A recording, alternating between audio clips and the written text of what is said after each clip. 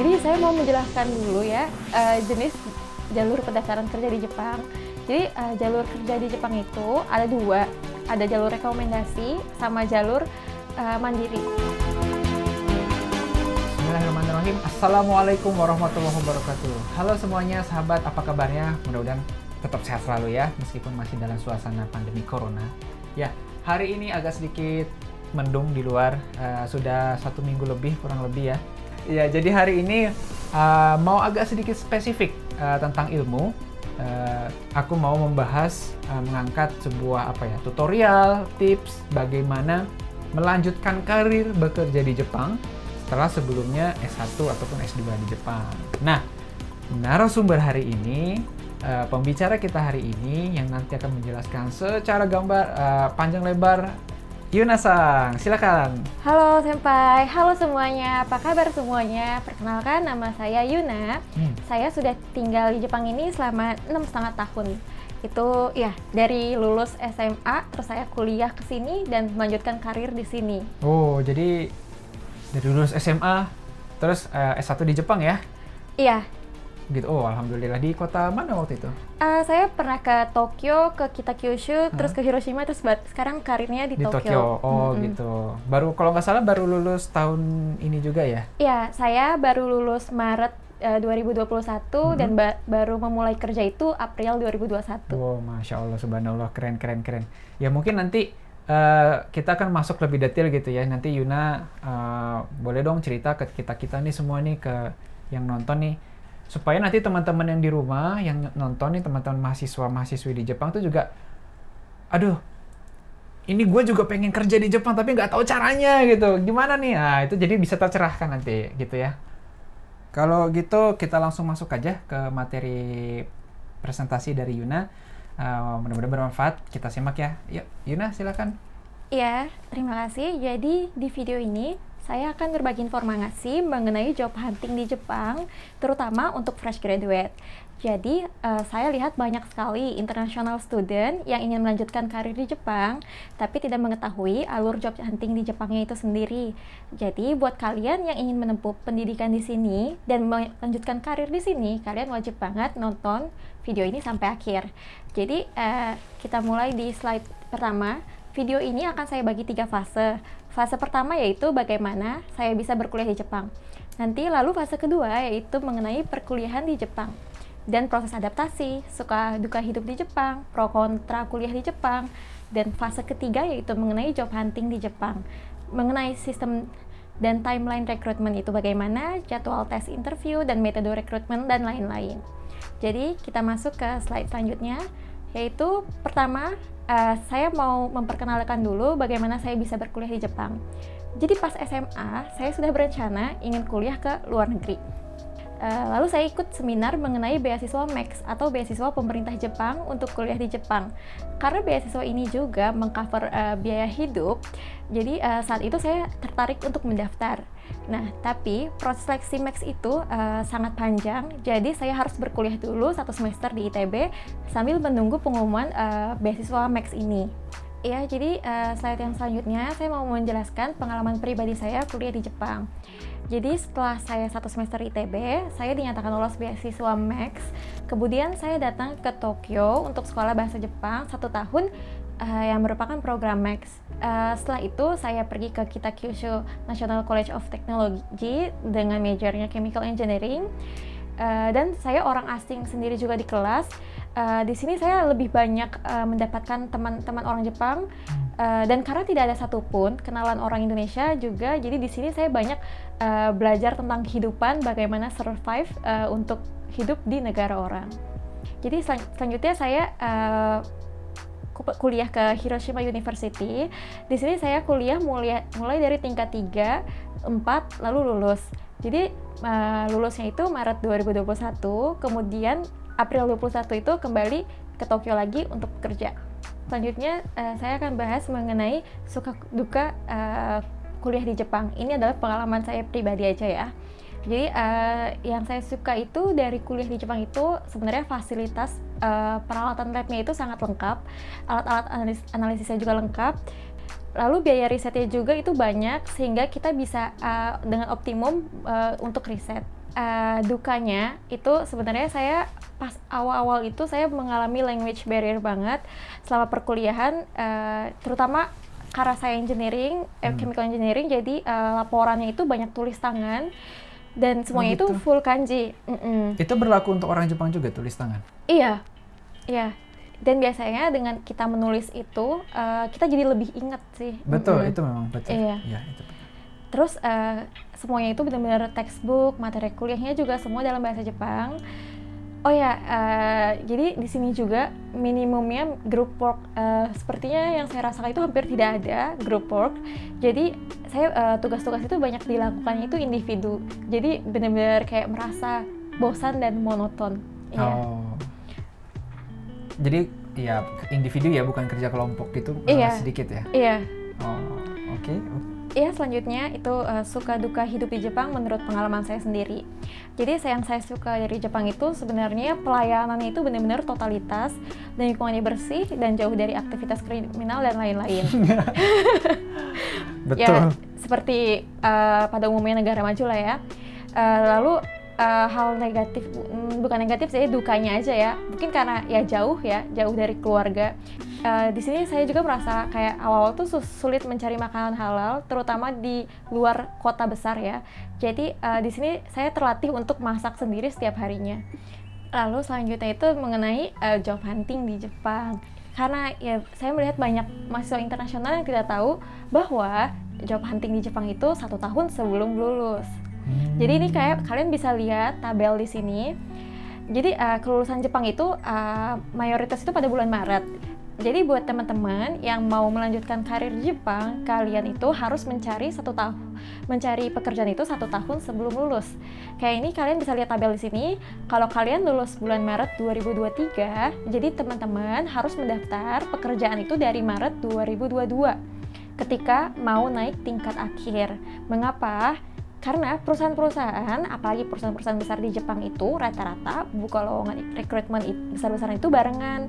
Jadi mulai Maret, April, Mei, Juni 2022 itu perusahaan-perusahaan melakukan penyeleksian seperti interview kandidat-kandidat lain-lain untuk dipekerjakan di bulan April 2023. Oh gitu. Agak beda ya, karena mindset Indonesia kan lulus dulu. Iya. Baru ketika lulus ada rekrutmen, ada job fair, baru apply. Iya. Dari situ barulah tahapan satu persatu interview, seleksi dokumen, tes tertulis.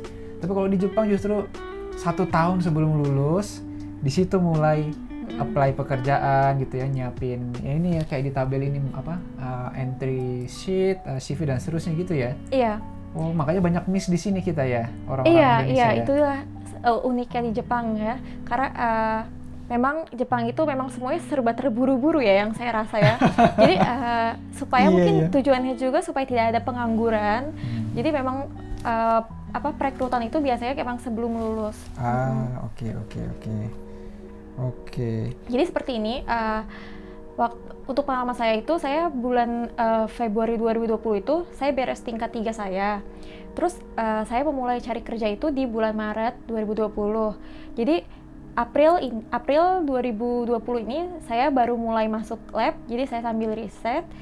Dari start April 2020 ini saya sambil ikut seminar-seminar, interview dan lain-lain. Nanti saya lanjutkan lagi detailnya. Nah, terlebih dahulu saya mau menjelaskan alur-alur pendaftaran kerja di Jepang. Iya. Ini menarik ini. Ada timeline job hunting, ada timeline perkuliahan. Nah, ini berarti kalau S1 lagi tingkat 3, mau naik ke tingkat 4, disitulah momen yang tepat untuk masuk ke dalam pendaftaran gitu ya. Iya. Oh, jadi nggak pusing itu, nggak susah itu. Lagi tingkat 4 ngerjain skripsi, tesis, tapi juga ngurus-ngurus masuk pelamaran kerja. Nah, itu saya juga memang pusing banget. Makanya di sini saya mau memberitahu apa saja yang harus dipersiapkan supaya tidak seperti saya kebingungan seperti kemarin. Jadi supaya teman-teman kalian semua ini bisa lebih bersiap-siap dan bisa lebih lancar untuk job huntingnya. Onegaishimasu. Jadi saya mau menjelaskan dulu jenis-jenis alur pendaftaran kerja di Jepang. Jadi saya mau menjelaskan dulu ya jenis jalur pendaftaran kerja di Jepang. Jadi jalur kerja di Jepang itu ada dua, ada jalur rekomendasi sama jalur mandiri. Nah, jalur rekomendasi itu apa sih? Jalur rekomendasi kampus itu biasanya lowongan-lowongan yang datang dari perusahaan itu datangnya ke kampus. Nah, itu udah ada listnya di kampus. Nanti kita bisa ke TU, kita bisa lihat itu lowongannya ada apa aja. Tapi emang pilihannya itu terbatas. Oke. Dan keuntungannya kalau kalian mengikuti jalur rekomendasi kampus ini biasanya proses seleksinya itu lebih sedikit. Biasanya wawancaranya hanya 1 kali dari 3 kali. Dan peluang keterimanya juga ya lumayan tinggi.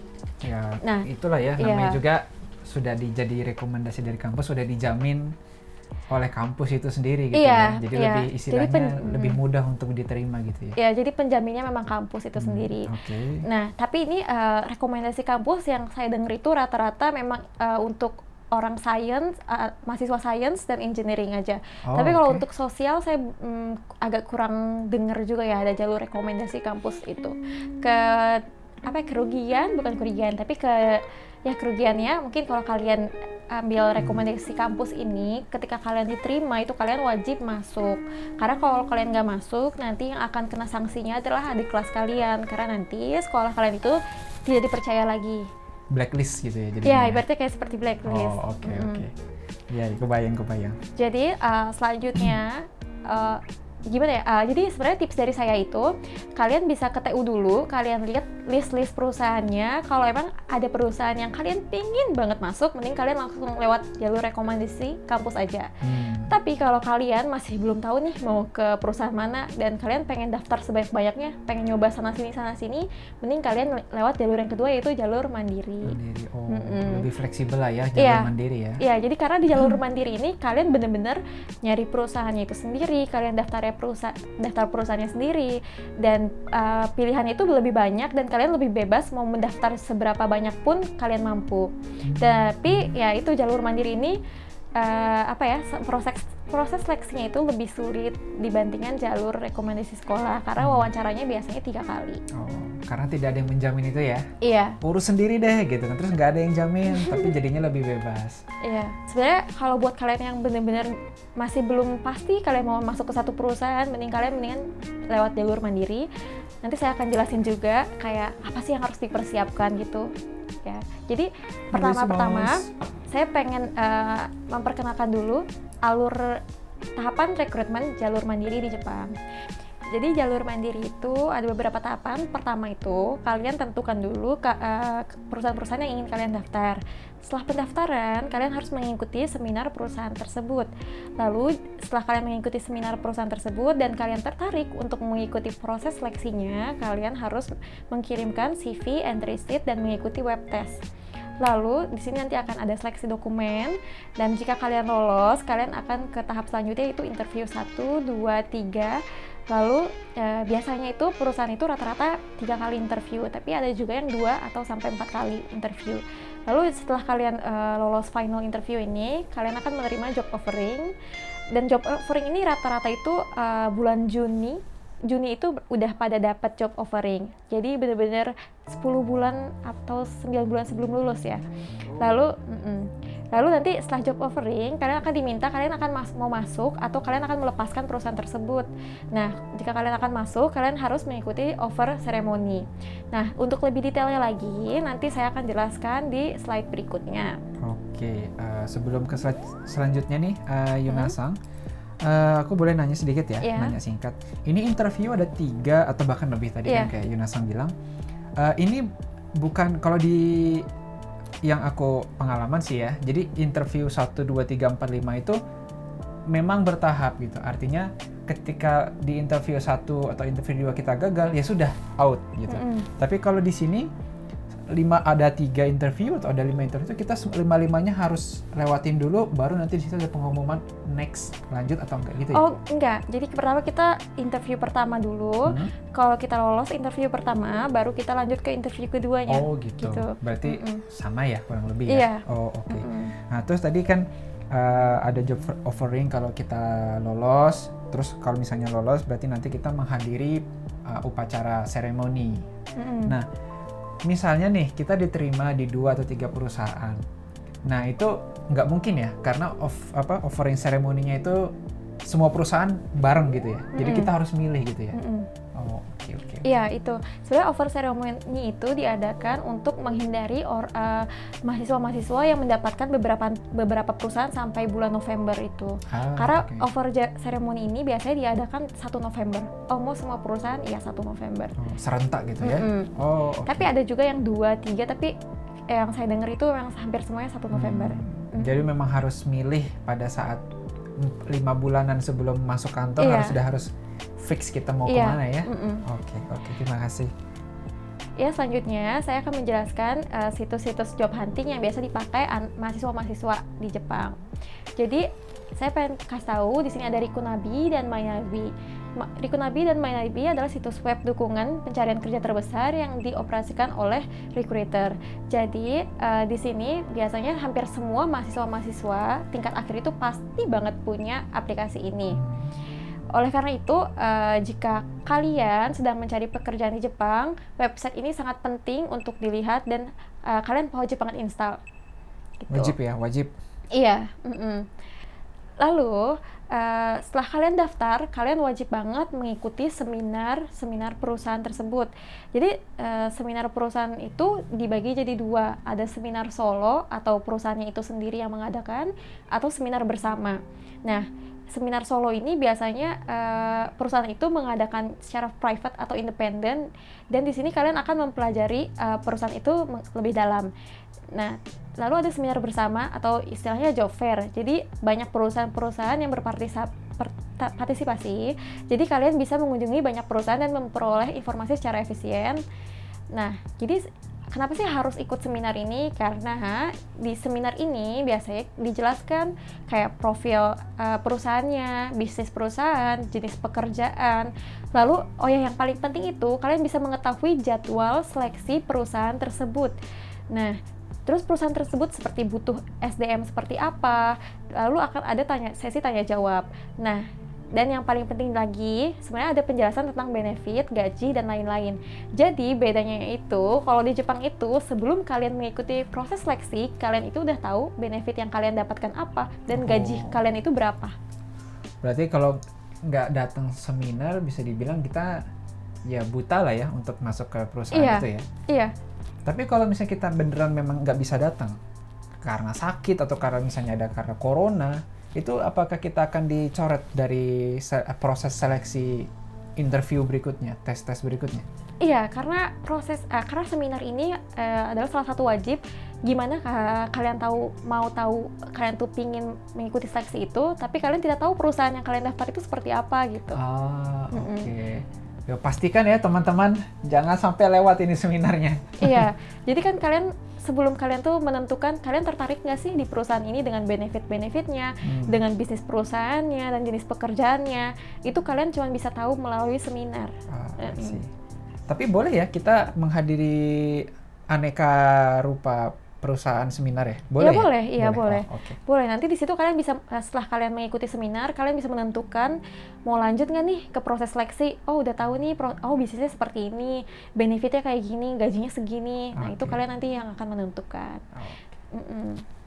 Oke. Terima kasih Yunasan. Boleh lanjut? Ya, jadi selanjutnya, setelah kalian mengikuti seminar, ternyata kalian tertarik nih setelah mendengarkan bisnis perusahaan tersebut gitu, dengan jenjang karir yang kalian inginkan dan benefit-benefit lainnya, kalian wajib mengirimkan entry sheet dan CV. Nah, entry sheet dan CV itu apa sih? Sebenarnya entry sheet dan CV itu, jadi entry sheet itu sebenarnya kepanjangan dari